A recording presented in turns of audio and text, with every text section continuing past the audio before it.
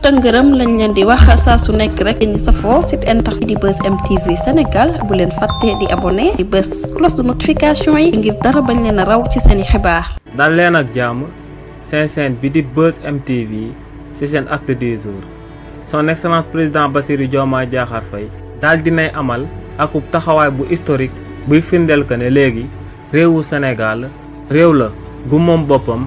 ginnaaw ba mu tëkkoo Donald Trump ginnaaw ba kookee tëkkoo kiñ dippee Mamba Ndiaye Niang mi nga xam ne akub doomu sénégalais la buy liggéey ca CPI coo loolee nu mu demee moom mooy que ne Mamba Ndiaye Niang dafa daal di bokk ci benn délégation CPI buy amal ay enquête jëmale ko ci crime de l'humanité yuy am ci guerre buy jaar ci diggante Israël ak Palestine te li ni mel waa Israël di ko amal si di rey ay civil si di torturer ay nit waaye tamit si di créer famine di bloquer aide humanitaire yi nga xam ne moom moo waroon a dem ci biir Palestine ginnaaw nag ba kookee di Mamba Ndiaye Niang ak waa CPI tàmbalee di amal enquête yooyee ba daal di ciy ciblé ay américains ak ay israéliens waa administration Trump dañ leen a bind akub bataaxal di leen menacer di leen di xamal que ne amuñ benn droit daal di enquêter jëmale ko ci ay américains ak ay israéliens ndax ñoom ne ñaari réew yooyee dañoo daal di xaatim ay convention yu leen di aar ci institution internationale yu mel ni que CPI waaye tamit daal di nañuy xamal waa CPI tamit que ne lu leen tax a jug leen rek la te moom mooy menacer sécurité nationale bu daal di am ci àdduna bi daal di koy jaarale ci instrumentalisation de la justice waaye tamit waa administration Trump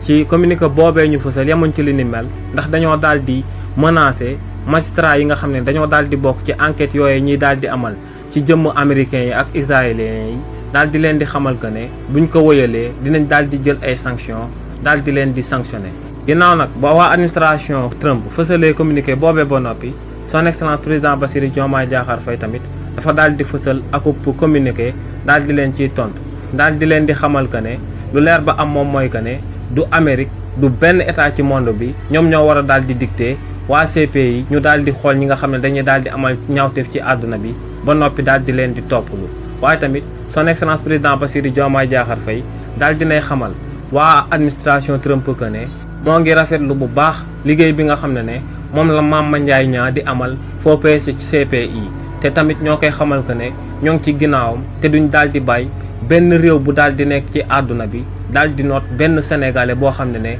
day amal liggéeyam comme nu mu waree. ginnaaw li ni mel kii di Bougar Diouf daa ko personnalité politique bu kenn dootu présenté ci réew mii di Sénégal ginnaaw ba mu yëkkatee ay kàddu daal di wax que ne premier ministre bii di Ousmane Sonko moom mooy soutenir rébellion bi ci réewu Sénégal li ni mel sababoon na démb ñu daal di koy convoqué ci biir cybercriminalité coow loolee nu mu demee moom mooy que ne kii di Bougar Diouf dafa fësaloon akub texte ci Facebook di doon tontu Waly Diouf Bodian ak kii di Akhenaton si li ni mel nag kii di Bougar Diouf daa xamaloon kii di Waly Diouf Bodian que ne am patronat bu timide moom moo gën nga daal di am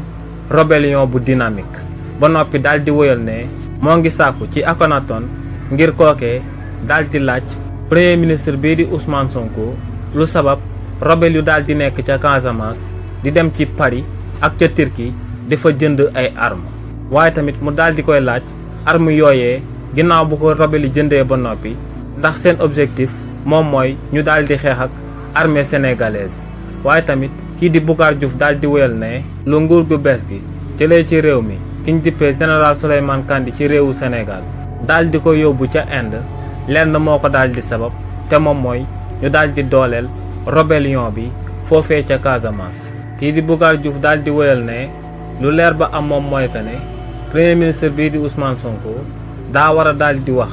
ci naka lay war a def ba daal di suqali réewu Sénégal moom moo gën muy daal di wax ci rébellion bi nga xam ne moom moo am ca réewu Sénégal ndax ne actuellement li ni mel benn sénégalais soxlawu koo dégg. ginnaaw nag ba kookee di Bougar Diouf yëkkatee kàddu yooyu ba noppi bañ daal di koy convoqué ci biir cybercriminalité bañ ko dégloo ba noppi mujj nañ koo daal di placé en garde à vue daal di koy tëj ci kaso bi. ginnaaw li ni mel kii di Barthélémy Dias daa ko personnalité politique bu kenn dootu présenté ci réew mii di Sénégal ginnaaw ba mu desee 72 heures ngir ñu daal di amal ay élection ci biir mairie ba ca Dakar ngir daal di tànn ku ko fay uutu daal di nay entamé waat beneen procédure judiciaire ngir élection yooyee bu mu daal di am ci réewu Sénégal. ci li ni mel procédure judiciaire boobee kii di Barthélémy Dias entamé waat moom mooy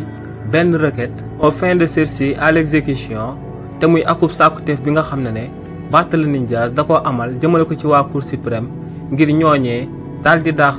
élection yi nga xam ne daal di nañ koy programmer nam mu koo amal le 25 août war a tombeek lundi bi ñu jëm. waaye tamit kookee di Barthélémy Dias sàkkuteef boobee mu daal di amal biir Cour suprême da koo daal di amal tamit ci préfet bu daal di nekk ca Dakar